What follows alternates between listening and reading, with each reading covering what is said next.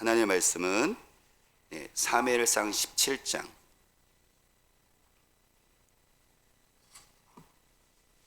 제가 구는 성경 구약 성경 737페이지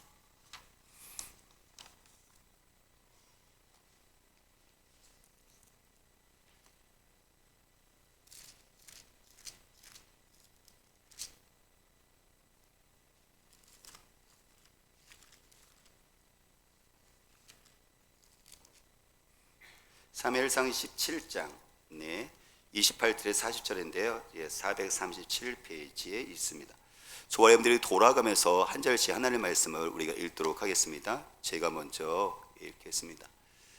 그녕 엘리압이 다윗이 사람들에게 하는 말을 들은지라 그가 다윗에게 노를 바라여 이르되 네가 어찌하여 이리로 내려왔느냐 들에 있는 양들을 누구에게 맡겼느냐 나는 네 교만과 내 마음의 완악함을 아노니 네가 전쟁을 구경하러 왔도다.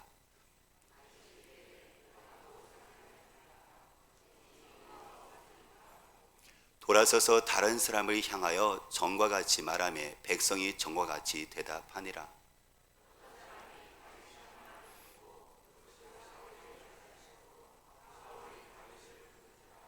다윗이 사울에게 말하되 그로 말미암아 사람이 낙담하지 말 것이라 주의 종이 가서 저 블레셋 사람과 싸우리이다 하니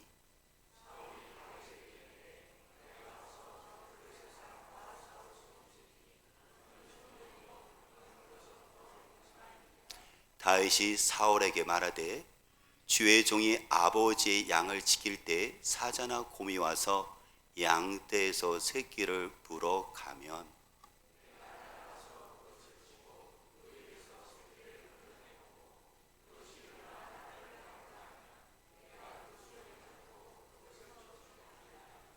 주의 종이 사자와 곰도 쳤은즉 살아계시는 하나님의 군대를 모욕한 이 할례받지 않은 브레셋 사람이리까 그가 그 짐승의 하나와 같이 되리이다.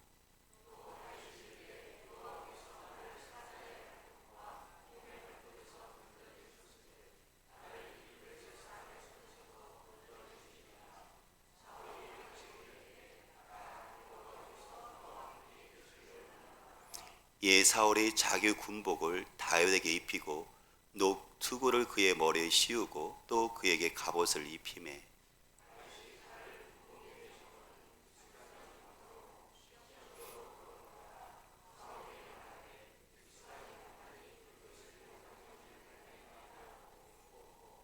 같이요. 손에 막대기를 가지고 시내에서 매끄러운 돌 5을 골라서 자기 목자의 제국 곧 주머니에 넣고 손에 물매를 가지고 블레셋 사람에게로 나아가니라. 아멘. 러시아와 우크라이나가 지금 전쟁을 벌이고 있잖아요. 그래서 사람들은 그것을 골리앗과 다윗의 싸움으로 비유했었어요. 누가 골리앗일까요? 당연히 거인인 러시아를, 그리고 작은 나라 우크라이나를 다윗으로 비유했었죠.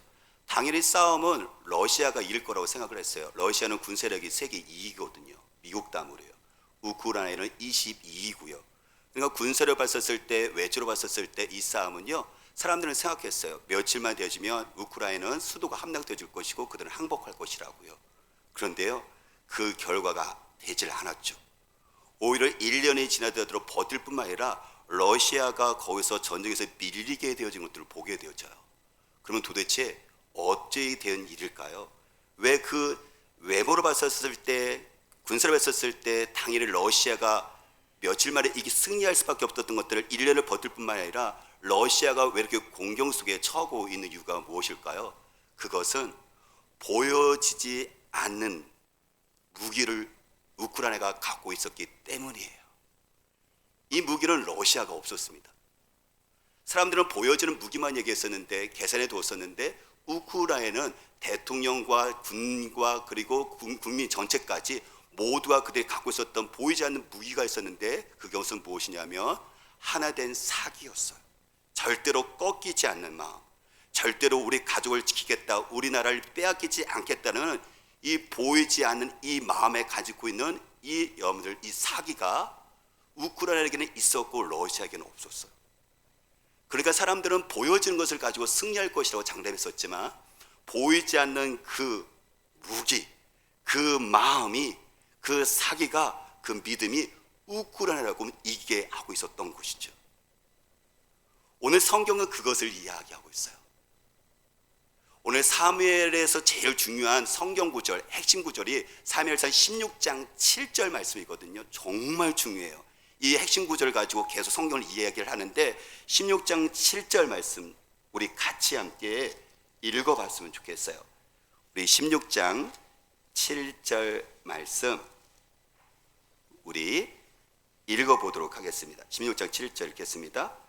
여호와께서 사무엘에게 이르시되 그의 용모와 키를 보지 말라. 내가 이미 그를 버려놓으라. 내가 보는 것은 사람과 같지 아니하니 사람은 외모를 보거니와 나 여호와는 중심을 보느니라 하시더라 이야기를 하고 있어요. 하나님께서 이제 사울 왕을 패하고 두 번째 왕 다윗을 선택을 하실 때 왜 하나님께서는 다윗을 선택하신지 그 이유에 대해서 이야기를 해요. 근데 안타깝게도 그 하나님의 살던 사무엘조차도 두 번째 왕을 선택할 때 외모를 보고 생각을 하거든요. 하나님께서 이새의 집에 가족의 형제를 세우라고 얘기를 하고 그 형제 중에서 내 마음에 드는 사람, 내가 그 사람을 선택해서 두 번째 왕으로 세울 거라고 얘기하시는데 당연히 아버지와 하나님의 사람 사무엘은 쭉 형제들이 있었을 때 맏아들이 될 거라고 생각했어요. 장자를 보니까요 키도 헐칠하고 잘생겼거든요. 용사처럼 왕의 그 기기가 있거든요. 근데 그래서 사무엘이 마음속으로 생각했죠. 이 사람이 왕인가 보다. 그랬더니 하나님이 말씀하십니다. 아니다.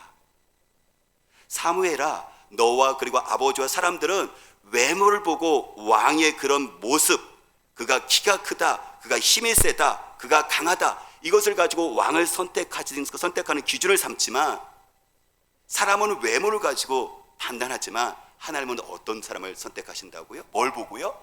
나 여호와는 마음을 보신다. 그래서 하나님께서는 두 번째 왕 다윗을 세우시는데 왜 그 다윗을 세웠냐면 그 외모, 그의 외적인 조건 때문에 그가 갖고 있는 어떤 능력이나 스펙이나 화려함이나 어떤 이런 것들을 봤던 것이 아니라 그가 비록 작은 자지만 그 마음 가운데 무엇이 있었느냐, 하나님께서 그것을 보시기 때문에 보이지 않는 그 무기, 그의 마음, 이것을 우리식으로 얘기하면 믿음을 보셨다는 거예요.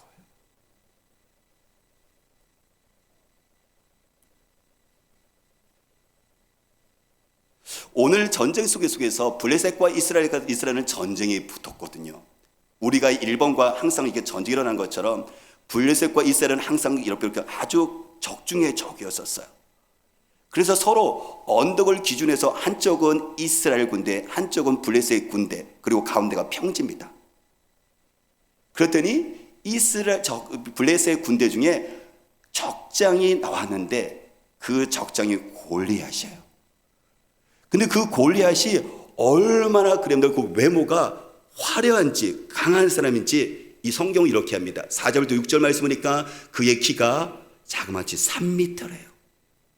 3m요. 갑옷을 벗는데 자그마치 57kg예요. 그리고 그가 창을 들었습니다. 창을 들었으면 멀리는 적에게 공격할 수 있는 무기잖아요. 그가 칼을 들었습니다. 가까이 오는 적을 공격할 수 있는 거잖아요. 자기 앞에는 방패를 드는 한 소년을 세웠어요. 방어할 수 있는, 완벽하게 중무장해서 어느 사람도 이 골리앗을 이길 수가 없어요. 그래서 적장인 골리앗이 나와서 외치죠. 이스라엘아, 너희 중에서 나하고 맞짱 뜰 수 있는 사람 1대1로 싸워서 우리 싸워보자. 내가 이기면 너희들은 패한 것이고 너희들 중에서 한 사람 이기면 우리가 패한 것으로 해서 우리 한번 맞짱 뜨자라고 제안을 하는데 아무도 나오질 못해요. 자그만치 보았던 것처럼 골리앗의 그 외모, 외적인 조건 속에서 이스라엘 사람 중에서 어느 누구도 갖추질 못했거든요. 심지어 사울 왕조차 할지라도 나가서 싸울 엄두를 내지 못해요. 왜요? 나가면 질 것 뻔하니까. 외모를 보니까, 조건을 보니까 이게 게임이 안 되는 거예요. 40일 동안 골리앗이 나와서 조롱하면서 이렇게 욕을 한다 할지라도 그들은 어떻게 하죠? 사울 왕과 그리고 심지어 다윗의 그 형들도 전장에 가게 다녔는데 모두 다 두려워서 숨고 도망가요. 왜요? 외모로 봤을 때, 외적 쪽 봤을 때 이건 싸워봤자 진 거거든요.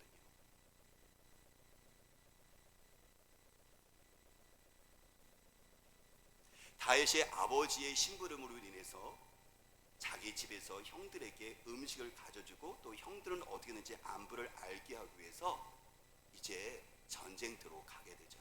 아버지가 신부를 보냈던 거죠. 형들이 어쩐지 전쟁이 어떻게 되었는지 전쟁터를 갔는데 마침 거기서 똑같은 전에 같은 상황이 벌어진 거예요. 지금 골리앗이 나와서 외치는 거죠. 나와서 같이 싸우자라고요.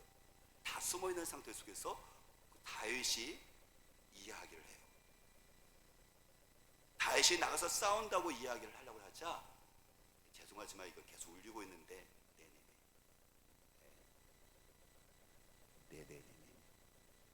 다윗의 그 형중이 다윗이 이제 형들한테 갔잖아요, 그렇죠? 형들에 갔을 때 형들이 갔더니 형들이 다윗에게 이야기를 해요. 네가 왜 여기를 왔느냐고. 아버지의 신부름 때문에 왔다는 것과 상관없이 네가 지금 전쟁 구경하라고 왔니? 하면서 형들이 뭐라 그러냐면은 그 동생의 철없는 행동에 대해서 책망하면서 질책을 해요.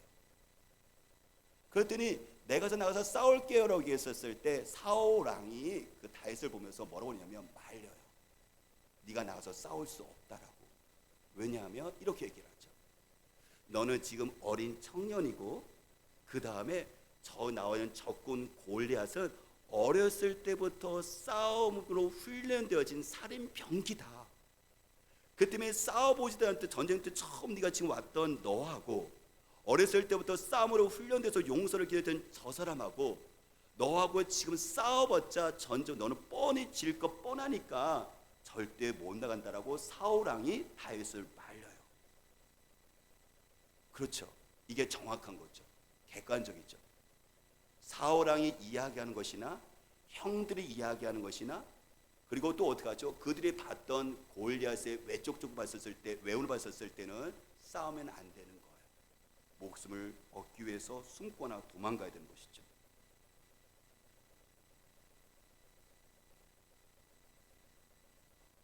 사울 왕이란 큰 형도 자신들도 어떻게 하죠? 이 싸움 속에서 그들은 욕을 얻고 있지만은 싸우려는 시도조차도 하잖아요. 왜요?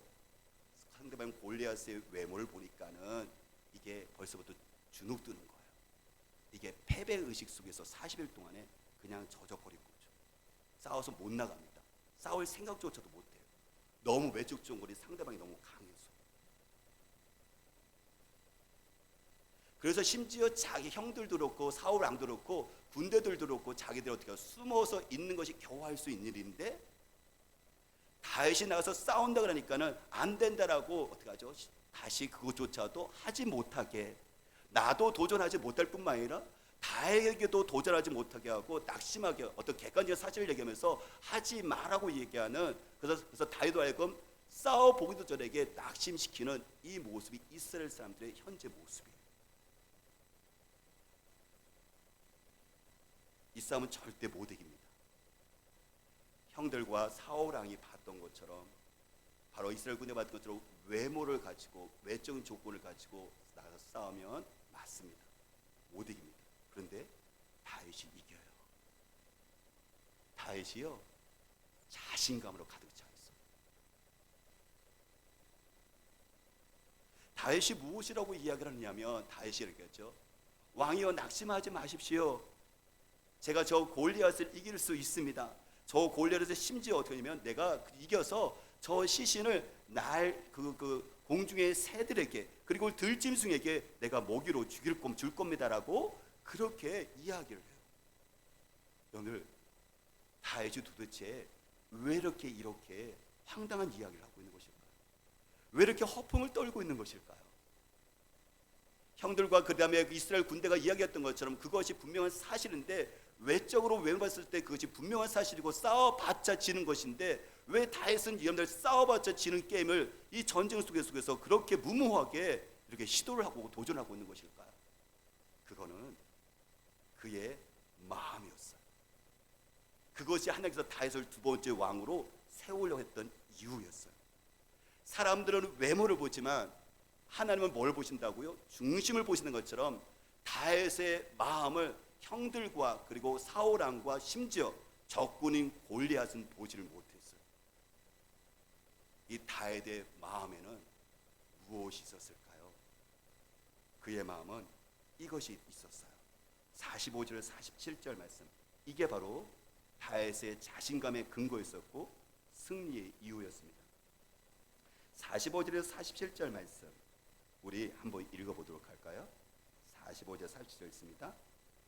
다윗이 블레셋 사람에게 이르되 너는 칼과 창과 단창으로 내게 나오거니와 나는 만군의 여호와의 이름 곧 내가 모욕하는 이스라엘 군대에 하나님의 이름으로 내게 나아가노라.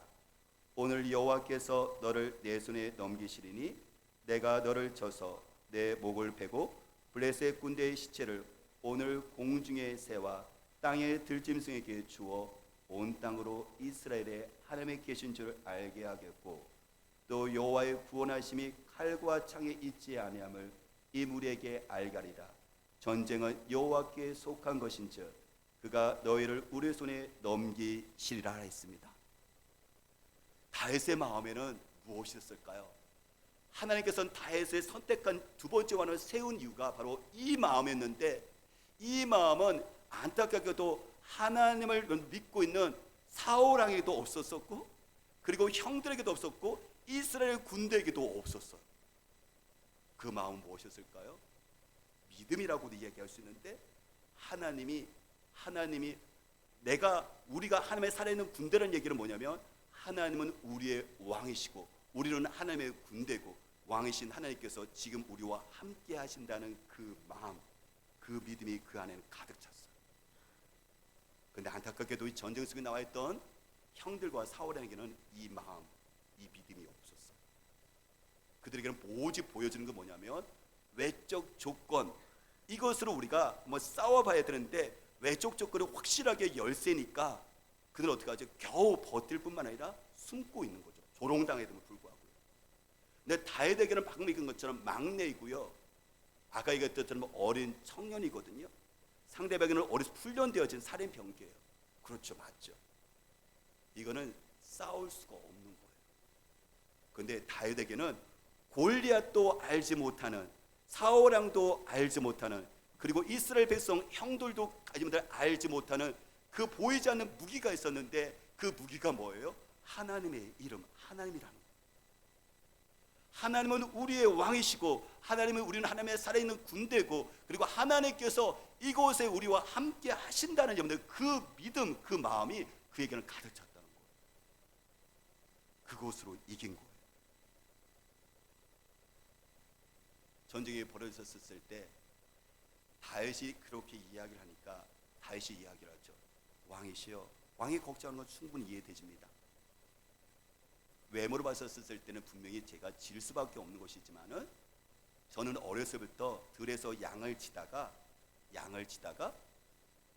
사자나 그리고 또한 사나운 맹수가 오게 되어지면은 저는 그 자기가 치는 양들을 새끼를 데리고 가면 저는 쫓아가서 제가 갖고 있는 물매, 돌 그저 던져갖고 맞추는 거죠, 그렇죠? 물매를 던져서 제가 그 사자를 제가 쓰러뜨렸습니다. 그때 하나님께서 나를 구원하셨고 그때 하나님께서 그 속에서 나와 함께 하셨습니다. 그렇기 때문에 그 하나님은 지금도 이 전쟁에서 동일하게 함께 하시기 때문에 저는 나가서 싸울 것입니다라고 이야기합니다. 다시 말하면 다윗의 일상생활과 전쟁이 떨어지지 않았다는 거예요.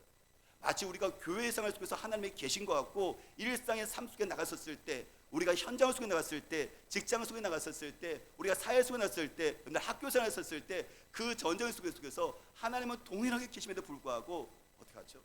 다윗은 그 자기의 목축 일상생활을 그대로 현재 전쟁 속으로 그냥 연결시키고 있는 거예요. 지금. 다윗은 자기 일상 속에서 양을 치면서 양이 빼앗겼었을 때 물맷돌을 던지면서 그는 성경에 나오지 않지만 분명히 하나님을 마음속에 의식했을 거예요. 하나님이 내 안에 계신다. 그리고 나는 하나님의 군대다. 하나님의 자녀다. 그리고 하나님이 나를 도우신다. 그 속에서 그는 물매를 던졌습니다. 그랬을 때 정확하게 어떻게 하죠? 사자를 쓸었던 것들을 그는 일상 속에서 자기의 목적 속에서도 그걸 경험했기 때문에 똑같이 전쟁 속에서도 똑같이 여러분들 그것을 살아계신 그 하나님 그 왕의 이름으로 그런 물매를 던지면서 지금 나가고 있는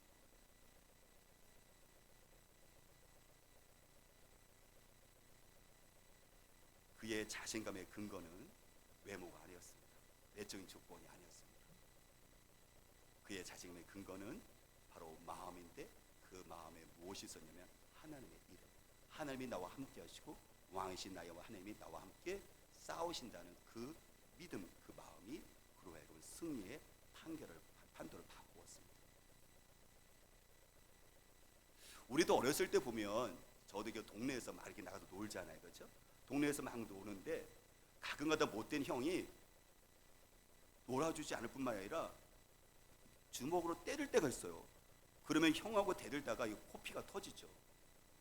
그래서 막 울면은 어디서 그것을 듣고 나타나는 저희 어머니가 짠 나타나요.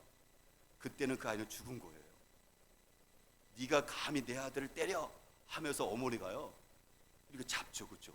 너 당장 가자 하면서 어머니한테 끌고 그 집이 아들 집으로 끌고 가죠. 저는 그때요 당당해요. 방금 전까지 어머니가 계시지 않았을 때는, 아버지가 계시지 않았을 때는 그 형들하고 외모를 봤을 때, 외적 봤을 때는 맞을 수밖에 없고 코피 터져갖고 울 수밖에 없어요. 그런데 어머니가 나타나자 아버지가 나타나면 어떻게 하죠? 저에게는 자신감이 있어요. 어머니와 같이 함께 그 집에 가서 막 얘기하죠. 네 자신감의 근거는 나에게 있는 게 아니에요. 그 형하고 맞짱 뜰 수 있는 것은 무엇이냐면, 이 배짱은 뭐냐면 어머니가 짠하고 나타났기 때문에 어머니가 믿는 그 백으로 어떻게 하죠? 그 집에 가서 이야기하는 거예요.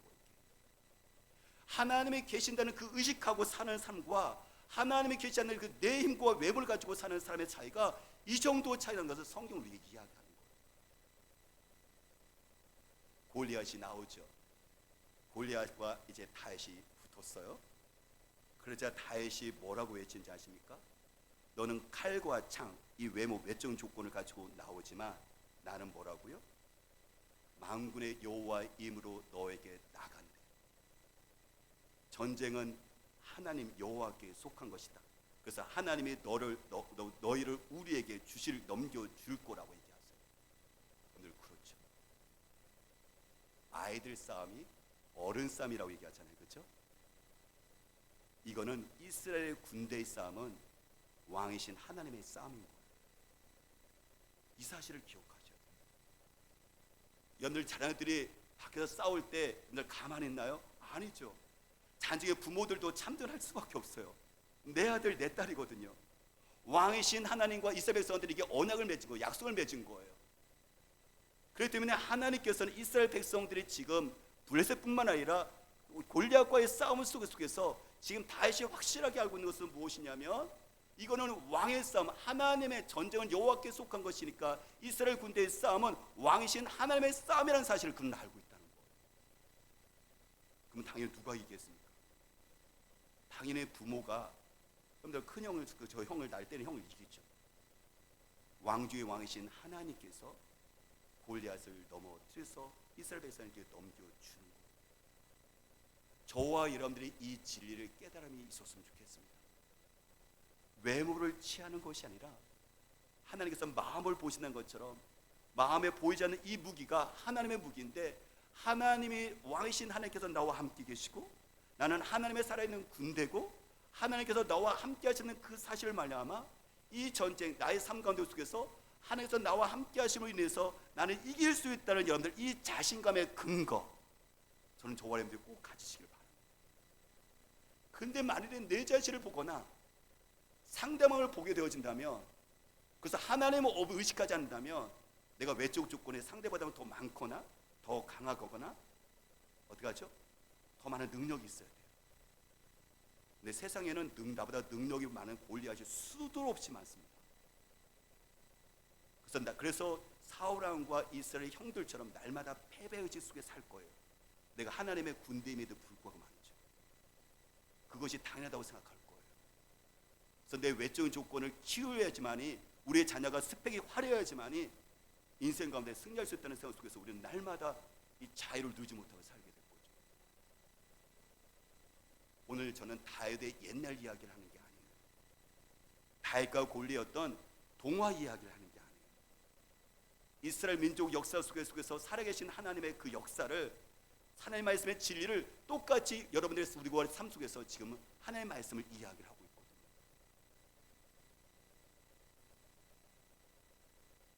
제가 한 사람을 소개를 할게요. 우리 잠깐 한번 사진을 한번 보여주시겠어요? 제가 최근에 지금 읽고 있는 책이거든요. 저도 여러분들이 이 책을 권하고 싶은데요. 사랑으로 길을 내다, 윤상혁 교수님인데요. 북한에서 이루어가는 화목의 이야기라고 나와 있어요. 근데 이분은 북한에서 가족과 같이 함께, 자녀들이 3명인데 아내와 같이 함께 북한에서 함께 삶을 살면서 김일성 종합대학의 그 평양 의대 교수예요. 그리고 거기서 북한의 그 장애 아이들을 위해서 치료하고 거기다가 병원을 세웠던 분이에요. 근데 이분의 이 책과 간증에서 보게 되어지면요, 이분이 어렸을 때부터 공부를 너무 못했어요. 심지어 책을 읽을 때 난독증이 있어갖고, 이 장애가 있어갖고요, 다른 사람보다 훨씬 늦게 읽을 뿐만 아니라 책을 읽더라도 이해가 안 되는 거예요. 그러니까 어머니가 너는 공부에 재능이 없더라고 어릴 때 수용을 시켰대요. 그런데 대학을 갔는데 이게 책을 읽더라도 이해가 안 되는 거예요. 너무 느리니까, 난독증이 있으니까.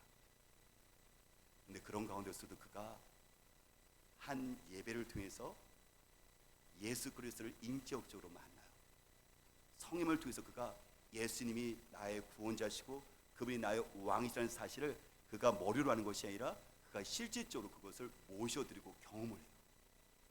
그래서 그의 마음속에 어떤 마음이 들었냐면, 내가 그 좋으신 하나님을 위해서 내가 어떻게 삶을 살아야 될까, 그분을 위해서 어떤 삶을 살아야 될지라고 고민하면서 기도하게 되어지는데, 하나님께서 주시는 그 마음이 무엇이냐면 불가능한 일을 도전하라 라는 마음을 주셨대요.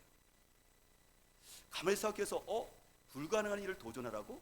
그럼 내가 도저히 불가능한 일은 무엇일까 했더니 순간적으로 생각난 것이 무엇이냐면, 자기가 학생 시절 때 수학 빵점 맞은 것이 생각납니다. 그러니까 하나님께서는 이 사람에게, 이분에게 불가능을 도전해도 그 마음 무엇이냐면, 자기가 도저히 불가능한 건 뭐냐면 자기는 공부라고 생각했대요. 왜냐하면 아까 말한 것처럼 학생 시절 때 수학 점수가 빵점이었거든요. 심지어 어머니는 이 아들에게 서울대 수학과를 다니는 학생을 데리고 와고 1대1로 과외를 시켰는데 시험을 봤는데 빵점을 받은 거예요. 그랬더니 엄마가 얘는 공부에 도저히 안 된다. 엄마도 포기를 했어요. 근데 하나님의 은혜를 받고 나니까 불가능에 도전하라고 얘기했으니까 나에게 도저히 불가능한 일을 머리에 생각해보니까 이 공부가 이런 생각이 났어. 자기가 수학 빵점 받은 것이 기억나더라고요. 그러면 하나님, 저에게 불가능한 공부를 하라고요? 그러면 공부를 해서 제가 뭐 해야 되죠? 그랬더니 자기 마음 가운데 하나님 주신 마음에 의사가 되기를 원하는 마음을 주셨대요. 수학 빵점 맞은 아이에게 하나님께서 의사라는 심한 열등과 수침을 갖고 있던 이 아이에게 의사라는 마음을 주셨대요. 그래서 아버지에게 얘기했습니다. 아버지, 제가 미국에 유학을 가고 싶어요. 아버지가 드디어 얘가 미쳤구나 생각했대요. 왜요? 이 아이가 수학에 빵점 맞은 아이인데 지금 미국 유학 간다고 얘기하니까 이거 돈 낭비다. 아버지가 반대를 한 거죠. 아버지를 겨우 설득해서 미국에 유학 갔는데, 그 유학 가서 있었을 때 그 룸메이트하고 같이 방에 있었던 그 친구가 올리벳 나스렛 대학교에 이제 면접 보러 간 거예요. 그랬더니 친구가 나와 같이 갔으면 좋겠어라고 친구 따라 대학 구경할 거면 그냥 따라갔거든요. 따라가는데 자기 마음속에 어떤 마음이 들었냐면, 나도 여기서 같이 상담하는 사람분에게 같이 이야기를 하고 싶다는 생각이 들어갖고 그 마음이 들어가고 상담 담당자에게 저 이 대학 들어오고 싶어요. 그런데 그때는 미국 대학 들어가려면 기본적으로 토플이 500점 돼야 되거든요. 근데 12번 떨어졌대요. 그런데 그때 마음속에 내가 상담하는 분하고 이야기하고 싶다 해갖고 상담을 했는데, 저 하나님이 예수를 믿게 해줬고 저희가 공부하는 마음을 주셨고 제가 유학에 와갖고 의사가 되고 싶어서 하나님의 영광을 사고 싶은데, 제가 그런데 토플 점수가 다 떨어져갖고 더 올 수 없지만 여기는 기독교 대학이니까 이 꿈은 하나님 주신 꿈이니까 받아줘야 되지 않겠습니다. 안 해야 됩니까? 이렇게 얘기를 했대요. 그랬더니 그분이 합격하더래요. 조건부로. 네가 토플 점수가 안 되니까 1년 동안 영문 공부를 해봐라. 그 대신 한 과목이라도 F학점, 낙점수 받으면 안 된다. 그 말이 떨어진 낙점수 받게 되면 다시 토플을 받아서 공부해야 된다. 죽으라고 공부했겠죠. 낙제가 없었어요.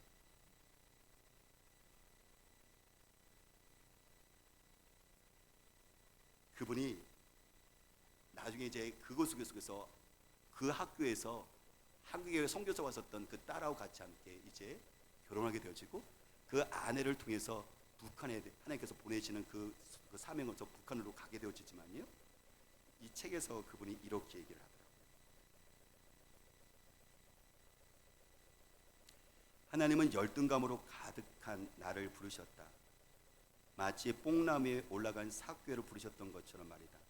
그것은 내 대단한 결단이나 각오에서 시작한 것이 아니었다. 내가 가진 재능이나 능력을 보신 것이 아니다. 하나님은 그저 당신을 향한 뜨거운 마음, 말씀에 순종했던 그 마음 하나를 봐주셨다. 부끄러워 쭈뼛거리고 서있던 작은 나를 선택하셨다. 할 줄 아는 거라고는 아무것도 없다고 여기던 나에게 이 세상에 하나님의 사랑을 나누는 일을 함께하자고 손 내밀어 주셨다. 세상에 미련한 것들을 택하사 지혜 있는 자들을 부끄럽게 하려 하시고, 세상의 약한 것들을 택하사 강한 것들을 부끄럽게 하신다는 성경 말씀처럼 하나님은 연약하기 짝이 없는 나를 부르셨다. 하나님의 기준은 우리의 생각과 다르다. 내가 무엇을 가졌는가 보다 모든 것을 가지고 계신 그분이 나를 어떻게 쓰시기로 작정하시는가에 달렸다. 나를 바라보면 사는 것이 없기에 절망뿐이지만 그분을 바라보면 소망이 있다. 내 안에는 열등감으로 가득한 초라한 모습뿐이었지만 하나님은 나를 당신과 함께할 사람으로 부르셨다. 이것이 내 인생에서 가장 큰 은혜다.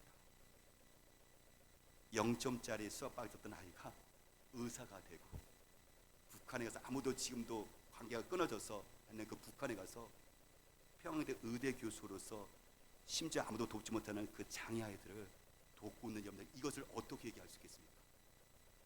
외모가 아니에요.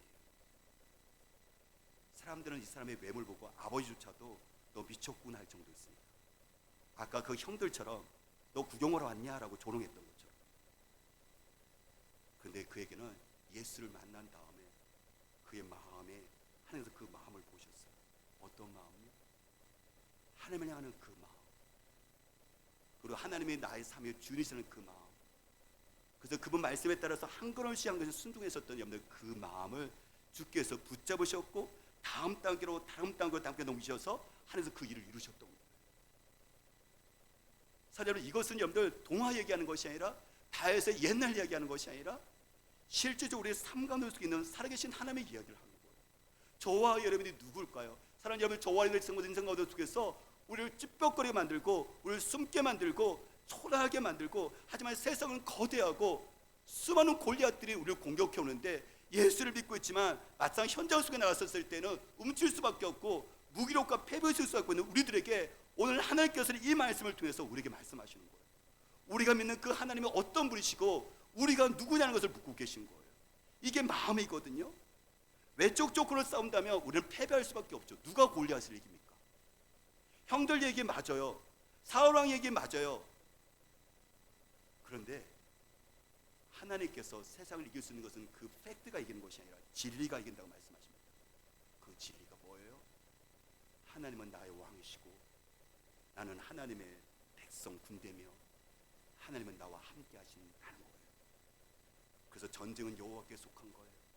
내가 싸우면 하나님도 같이 참전하십니다. 그리고 결국 이기게 하십니다. 하나님의 살아계심을 보이게 하십니다. 근데 여러분들이 저와 여러분들이 의식하셔야 돼요. 어떤 의식이에요? 다윗처럼 마음속에 하나님이 계신다. 살아계시고 나를 돕고 계신다. 나는 하나님의 이름으로 나는 싸울 것이다. 라는 여러분들 이 진리, 이 말씀 앞에 여러분들 삶을 두고 믿음의 발걸음을 내딛는 거예요. 간단한 것 같지만 사울 왕도 그리고 형들도 이것을 하지 못했거든요. 왜요? 외적인 조건만 보니까. 이게 너무나도 강하니까. 그 때문에 저와 여러분들은 오늘 예배를 통해서 여러분들 큐티를 통해서 기도를 통해서 끊임없이 내 자신에게 선포해야 될 것이 뭐냐면 어둠의 거리와 세상 가운데 여러분들 자녀들을 축복해야 될 것이 무엇이냐면 여러분들 손주들을 여러분들 전할 때마다 건강하라고 기도할 뿐만 아니라 할아버지 할머니가 기도하고 있어. 너는 하나님의 아들 딸이야. 하나님의 너를 통해서 하나님께서 너를 통해서 하나님께서 일하고 계셔. 하나님이 너를 축복하시라고 계속해서 선포하는 그 믿음 속에서 성령께서 우리 아이들을 만지실 거예요. 저는 이 말씀을 들으면서 저에게 있는 골리앗을 생각해 봤어요. 저로 하여금 주눅들게 하고 외적인 조건을 썼을 때 저로 하여금 초라하게 만드는 것이, 쓰러지게 만드는 것이, 숨기 만드는 것이 무엇이었을 때 저는 장애를 가진 제 아들 성민이에요. 근데 저는 이것을 보면서 도전하기로 했어요. 어떤 도전이냐면 두 가지를 생각났어요. 그것은 성민이 혼자서 학교 가는 거. 물론 여러분들의 자녀들은 당연히 뭐 혼자서 학교 가죠. 근데 성민은 장애를 갖기 때문에 혼자서 학교를 못 가요. 아니 기억력이 좋기 때문에 학교를 가는 정확한 지리와 방법을 알아요. 근데 성민은 위험에 노출되어져 있죠. 횡단보도를 건너갈 때 차가 오는 것에 대해서 이게 반응을 잘 못해요. 그 때문에 항상 제가 이렇게 데리고 가거든요. 근데 저는 그거를 도전하기로 했어요. 물론 제가 그 뒤에 가면서 성민을 제가 도울 거지만 뒤에 가면서 바로 하나님이 성민이와 우리 가족과 함께한다. 하나님이 계시기에, 하나님께서 성민이와 함께 계시기에 저는 하나님의 이름으로 나갈 거예요. 외모를 봤었을 때, 외적적으로 봤을 때 성민은 그 일을 못해요. 불가능한 골리앗이에요. 근데 저는 하나님은 함께 계시는 그 왕이시니까, 우리는 하나님의 자녀 군대니까 저는 성민을 축복하면서 저는 그걸 시도할 겁니다. 다 포기하지 않을 거예요. 그리고 학교에서도 성민이가 학교에 가서 보면은 성민이가 수업에 들어가는 데 있어서 옆에 실무사 선생님이 성민이를 학교를 데려가요. 왜냐면 성민이가 교실은 알지만 성민이가 중간에 몇 교시에 뭘 하는지 기억을 하고 있지만 이 시간의 개념과 자기가 교실 들어가는 것 모든 것이 이것이 연결이 안 되거든요. 그래서 실무사 선생님이 항상 데려갔다가 데려와요. 근데 저는 그걸 도전할 거예요. 실무사 선생님 뒤에서만 여러분들 성민이를 쫓아오시고, 성민이가 요즘 시계를 읽기 시작했거든요. 여러분들 이렇게 자녀들이 시계 읽는 것이 대단하게 불가능한 것이 아니잖아요. 성민이 시계 읽는 것은 정말 힘들거든요. 시계를 읽거든요. 실무사 선생님 뒤에서만 도와주시고 성민이가 시간을 받아서 스스로 들어갔다가 나오는 거, 저는 이것을 도전하기로 결정했거든요. 여러분들에게 골리앗은 무엇인가요? 여러분들 자녀에게 있어서 부모로서 자녀를 축복하고 싶지만 여전히 외모를 보니까는, 외적인 조건을 보니까는 우리 아들이 도저히 그것을 불가능해, 안 되라고 생각하는, 아까 형들이 그것이 구경하러 왔냐라고 질책했던 것처럼, 사울왕이 팩트를 얘기하면서 어떻게 하죠? 안 돼라고 이렇게 낙심하게 했던 것처럼 저와 여러분들의 자녀의 외적인 조건만 보고 그렇게 이야기하고 있지는 않나요? 우리에게는 보이지 않는 무기가 있습니다. 그게 판도를 바꿀 수 있어요. 그게 뭐죠? 마음. 그 마음에 우리의 삶에 누가 계십니까? 왕이신 하나님이 계십니다. 그분이 나와 우리 자녀와 함께 계십니다. 이것이 이 진리가 우리가 하여금 승리케 할 것입니다. 우리 같이 함께 찬양하겠습니다.